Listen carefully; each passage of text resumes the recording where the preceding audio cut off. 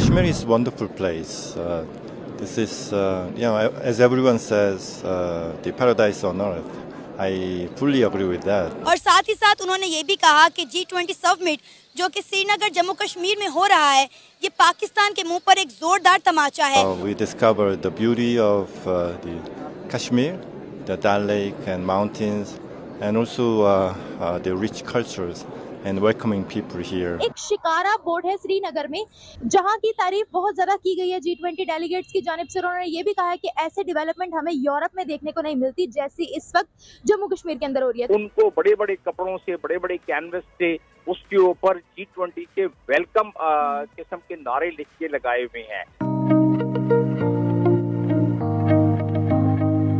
कश्मीर के अंदर international films की शूटिंग होने वाली है इस वक्त जम्मू कश्मीर के अंदर। ये डिसाइड कर लिया गया है उनको किसी के जाने या आने से कोई फर्क नहीं पड़ेगा। अगर वो किसी के साथ अटैच होंगे वो सामने वाले का फायदा है। उस पर क्यों इस तरह का स्टैंड नहीं लिया जाता या भारत के खिलाफ क्यों बात नहीं की जाती? मुझे पता है आप कहां पे जले हैं, कहां पे बिल्कुल ब्लैक हो गया, I am aware of that. पर ये फैमिली चैनल है तो उस एरिया को मैं डिस्क्राइब नहीं कर सकता, मैं बता नहीं सकता आप कहां जले हैं। उस स्थान विशेष में आप बरनौल लगाइए। पाकिस्तान ने मुस्लिम ममालिक को इस समिट की बायकॉट करने की कॉल दी थी, लेकिन उसके बावजूद भी OIC के मेंबर ने इस समिट को श्रीनगर जम्मू कश्मीर में अटेंड किया है। Came here and get to experience myself. It's just stunningly beautiful.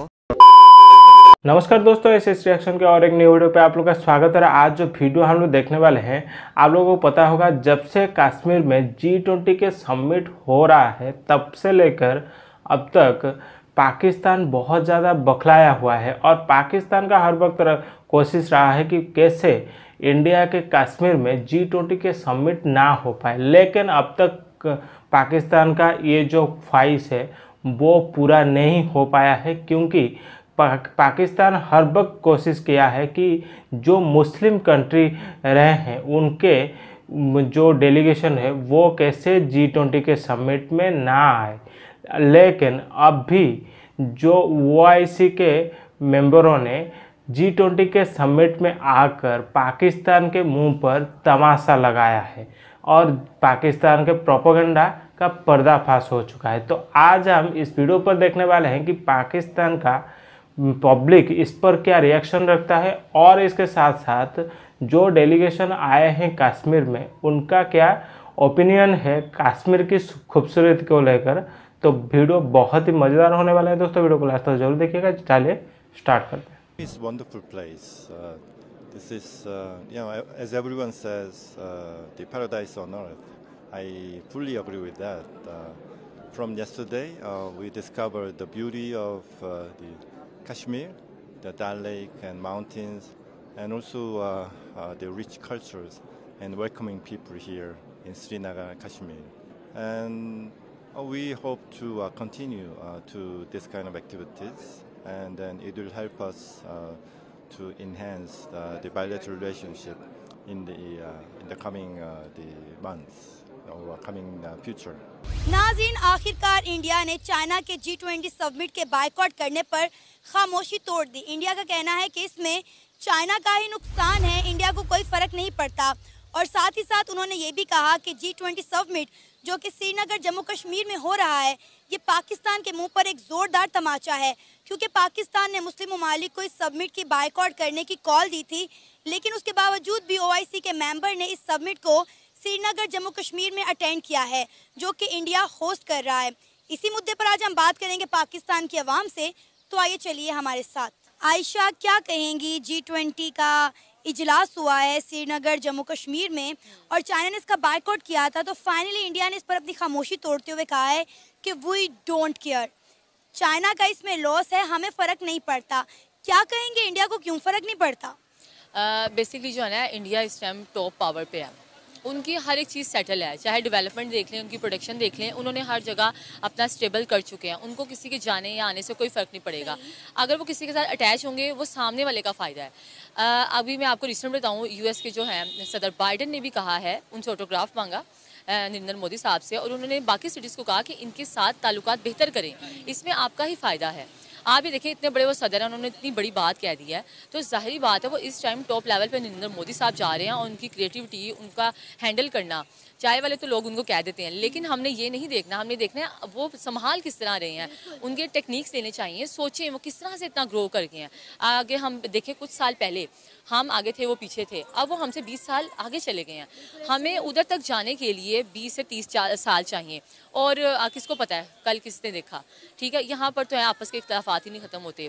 Basically जो है वो अपनी हुकूमत को नहीं छेड़ते, अगर उनके इख्तलाफात भी हैं वो साइड पे हैं, वो डिस्कशन उसकी साइड पे होती है, लेकिन जो अपनी क्रिएटिविटी है, अपनी हुकूमत को फ़ायदा पहुँचाना है, अपनी आवाम को फ़ायदा पहुँचाना है, वो उधर से हिलते नहीं हैं। नरेंद्र मोदी साहब की ये बहुत अच्छी बात है कि वो इख्तलाफात सबसे भी हों, लेकिन उनसे बना के रखते हैं। क्यों? उनको अपने मुल्क का फ़ायदा चाहिए। अब देखिए, पाकिस्तान ने बोला था इस्लामिक कंट्रीज़ को कोई G20 समिट का जो कि जम्मू कश्मीर श्रीनगर में होने जा रहा है इसका बायकॉट करे, लेकिन उसके बावजूद भी जो है OIC के जो मेंबर हैं उन्होंने कश्मीर में होने वाले इस इवेंट को जो है वो अटेंड किया है। तो इस पर इंडिया हमारा मजाक उड़ा रहा है कि पाकिस्तान के मुंह के ऊपर एक ज़ोरदार तमाचा है कि इस्लामिक कंट्रीज़ को पाकिस्तान ने बायकॉट करने का कहा, लेकिन उसके बावजूद भी सबने अटेंड किया इसको। बिल्कुल इसी तरह से है। अब ये बात इस तरह से ये पता चलती है कि उनको ज़रूरत ही नहीं है। हमारे आपस में इख्तलाफात इतने हैं, जो शाइन है लोग उसके साथ हो जाते हैं, लेकिन हमें थोड़ा सा यहाँ ना समझदारी से काम लेना होगा।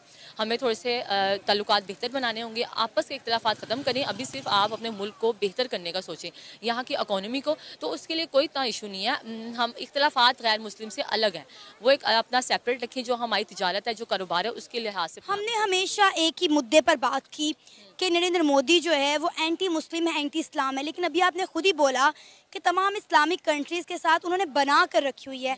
अगर उन्होंने तमाम इस्लामिक कंट्रीज़ के साथ बना कर रखी हुई है तो एंटी मुस्लिम या एंटी इस्लाम कैसे हो गए?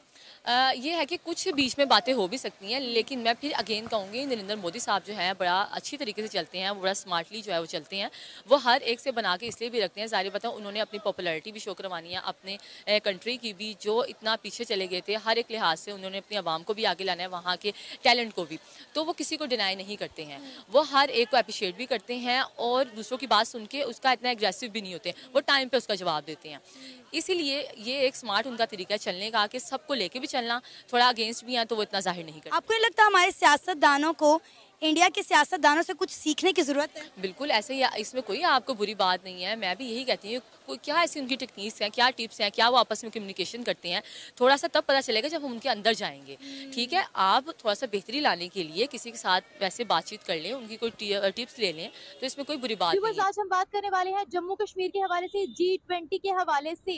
G20 की अगर बात की जाए तो आप सब जानते हैं कि इस वक्त कश्मीर में G20 की मीटिंग चल रही है और बहुत ही धूमधाम से चल रही है। इसमें ये खबर आ रही है कि इंटरनेशनल लेवल पर इन्वेस्टमेंट होने जा रही है। जम्मू कश्मीर के अंदर इंटरनेशनल फिल्म्स की शूटिंग होने वाली है। इस वक्त जम्मू कश्मीर के अंदर ये डिसाइड कर लिया गया है, ये फैसला ले लिया गया है।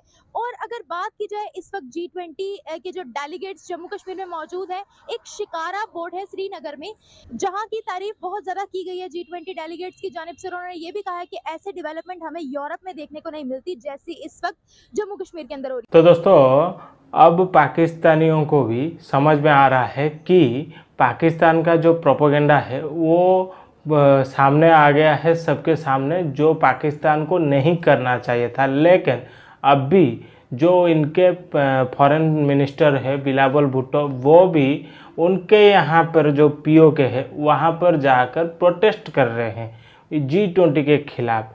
लेकिन इनके गवर्नमेंट को समझना चाहिए कि तुम लोग चाहे कितने भी सीने ठोक लो, लेकिन इंडिया को रद्दी भर भी फर्क नहीं पड़ने वाला है, क्योंकि इंडिया के सामने आज के टाइम पर बड़े बड़े कंट्री झुकने पर मजबूर हो रहे हैं, क्योंकि इंडिया का जो पॉलिसी है, इंडिया का जो टैलेंट है, इंडिया का जो आगे बढ़ती हुई कद है, वो उसको देखकर सब कंट्री अब सर झुका रहे हैं। जबकि जैसे कि आप लोगों को पता होगा, हाल ही में जब जापान की हिरोशिमा में मोदी जी गए थे, वहाँ पर जैसे जो बाइडन आकर उनके ऑटोग्राफ मांग रहे थे, और उसके बाद पपुआ न्यू गिनी में जैसे उनके प्राइम मिनिस्टर मोदी जी का पैर छूकर आशीर्वाद लिया, और इसके बाद ऑस्ट्रेलिया के प्राइम मिनिस्टर जैसे